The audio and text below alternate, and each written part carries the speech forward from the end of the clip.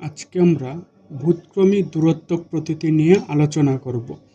প্রথমে সংজ্ঞা আলোচনা করব, সূত্র আলোচনা করব আর এর বৈশিষ্ট্য। সংজ্ঞা শুরু করা যাক। সংজ্ঞাটা হলো,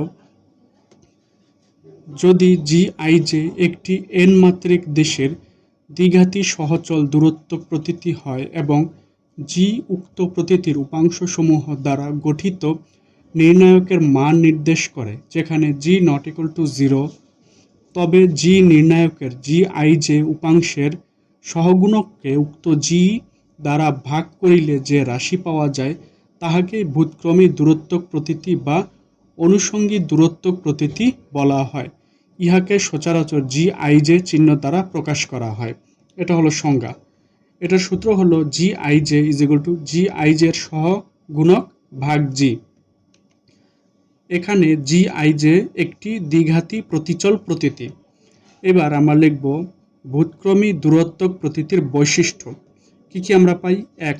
লম্বভাব বা মৌলিক সম্বন্ধ।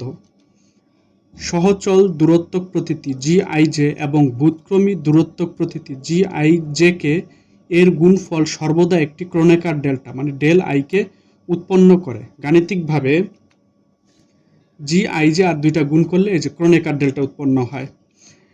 ইহা প্রমাণ করে যে এই প্রতীতিদ্বয় একে অপরের বিপরীত বুহ্যের ন্যায় আচরণ করে। এবার 2 হচ্ছে প্রতিসাম্য ধর্ম। মূল দূরত্ব প্রতীতির ন্যায় ভূতক্রমী দূরত্ব প্রতীতিও একটি প্রতিসাম্য প্রতীতি, অর্থাৎ জি ইজ ইকুয়াল টু জি মানে দুইটা চেঞ্জ হবে। 3 হচ্ছে সূচক উত্তোলন। এটা হচ্ছে ভূতক্রমী দূরত্ব প্রতীতির প্রধান উপযোগিতা হইল ইহাকে সূচক উত্তোলক কারক হিসেবে ব্যবহার করা হয়।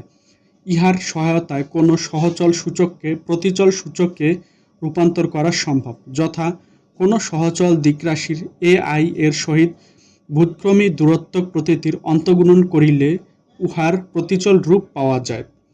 তাহলে কি is equal to G into এটা হলো সূত্র।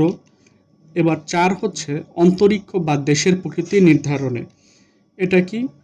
সাধারণ আপেক্ষিকতা ও রিমানীয় জ্যামিতিতে দূরত্ব প্রতীতি এবং ভূতক্রমী দূরত্ব প্রতীতি যুগপৎভাবে স্থান কালের বক্রতা এবং জ্যামিতিক কাঠামো নিরূপণ করে।